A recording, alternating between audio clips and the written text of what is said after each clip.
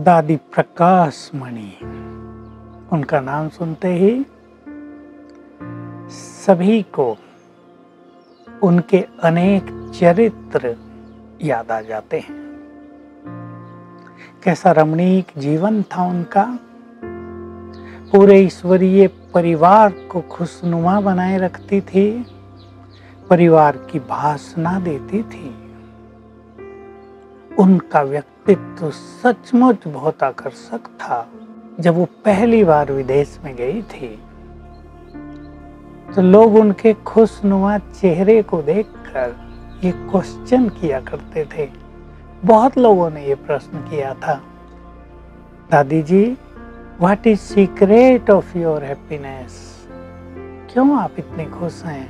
सचमुच भगवान को तो लोग सभी प्यार करते हैं, याद करते हैं, मंदिर बने हुए हैं, लेकिन इस संसार में कुछ ऐसी भी महान आत्माएं हैं जिन्हें भगवान याद करता है, जिनके जीवन का श्रृंगार वो स्वयं करता है, जिनके जीवन में सद्गुणों की और प्योरिटी की खुशबू वो स्वयं भरता है।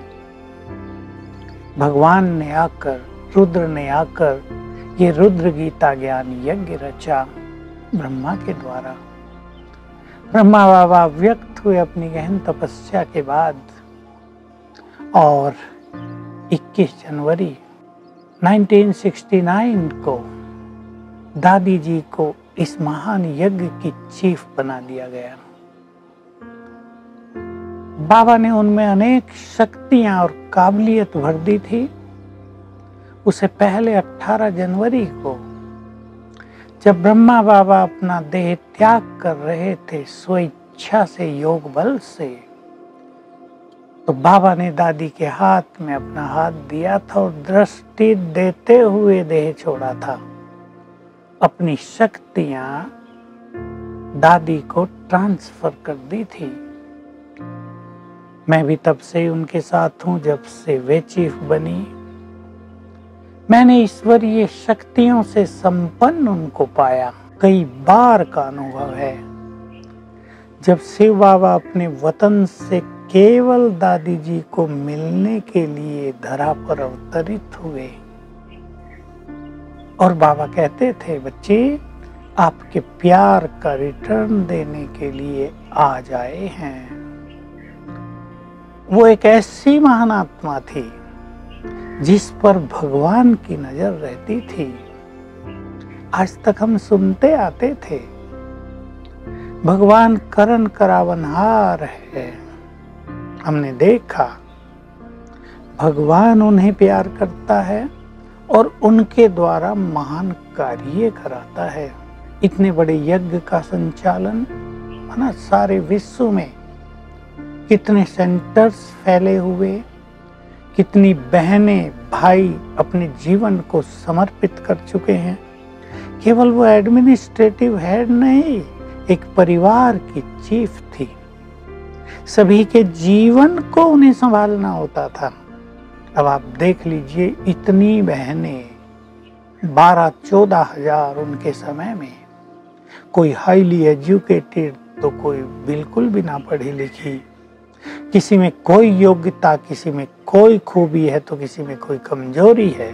उन सब को राह दिखाना, उन सब को संभालना, उन सब की सुनना, उन्हें समाधान देना, ये कोई छोटा काम नहीं था। एक बाप, एक माँ अपने छोटे से परिवार को संभालने में भी कितने तनाव में रहते हैं, परेशानियों में रहते हैं। हमारा भी एक विशाल परिवार, कोई बीमार हो गया है, किसी को कोई तकलीफ हो रही है, किसी को किसी के साथ तकलीफ हो रही है, सबको चलाना, मिलाना, सिखाना, ये बहुत बड़ी दादी जी में कला थी। निमित्त भाव में सदा ही रहती थी। करण करावनहार शिव बाबा है, वही करा रहा है। बिल्कुल दादी अपने लिए मैं शब्द भी नहीं बोलती थी, बाबा करा रहा है दादी के द्वारा। निमित्त भाव, और जहाँ निमित्त भाव होता है वहाँ तनाव नहीं रहता। इसलिए दादी सुनाया करती थी। हम लोग क्लासेज होती थी हम लोगों की, तो पूछते रहते थे भिन्न भिन्न बातें। तो मैं ही पूछता था, दादी रात को नींद आ जाती अच्छी, बहुत सारा दिन आपको काम रहता है, कितनी बातें आपके पास आती हैं। कहा मुझे बाबा का वरदान है, बस तकिए पर सिर रखा और पता नहीं कब सो गई, कोई चिंतन नहीं रहता। सवेरे 4 बजे तुरंत आँख खुली फ्रेश। तो ये करण करावन हार करा रहा था, वो करा रहा है अपने मैंपन का त्याग कर देना, अपनी बुद्धि को, अपने जीवन को डिवाइन बना देना। इसका ज्वलंत साक्षात उदाहरण दादी प्रकाश मणि थी। स्पिरिचुअल शक्तियों से भरपूर, प्योरिटी से संपन्न, इसलिए उनके चेहरे पर दिव्यता रहती थी। ये बात महामंडलेश्वरों ने अनेक बार अपने उद्बोधन में कही कि दादी जी से जो पवित्र वाइब्रेशंस हमें मिलते हैं वो संसार में अन्यत्र कहीं नहीं मिल सकते। वो खुद कहते थे हम लोग सन्यासी हैं, सब कुछ छोड़ दिया है, फिर भी हमारे पास ये वाइब्रेशंस नहीं है। प्योरिटी की देवी थी, जैसे प्रतिमूर्ति थी, जैसे संपूर्ण पवित्रता उनमें जीवंत हो उठी थी।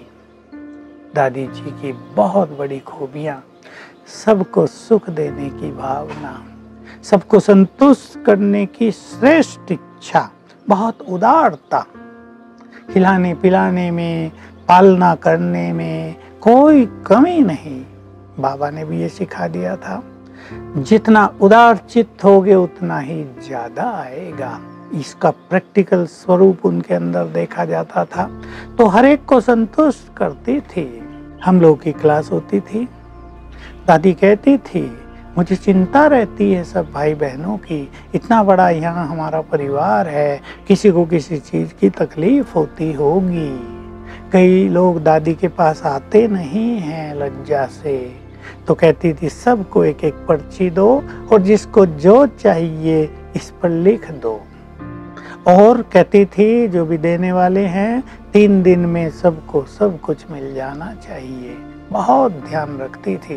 बीमार कोई होता था उसके कमरे में पहुंच जाती थी, खुद केयर करती थी।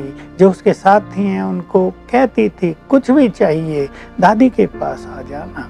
जब भी हम थोड़ा सा भी खाली होते थे कहती थी चलो पहाड़ियों में पिकनिक करके आए। हम लोग फुटबॉल बहुत खेला करते थे, मैदान ढूंढ लेते थे, दादी जी के साथ जाते थे सब बहनें और सब भाई। हालांकि यज्ञ में गाड़ियां भी इतनी ज़्यादा नहीं थी, पर दादी ऐसा अच्छा इंतजाम कर देती थी। दादी जी सबके साथ खेलती थी, बिल्कुल साथ में ही खाती थी।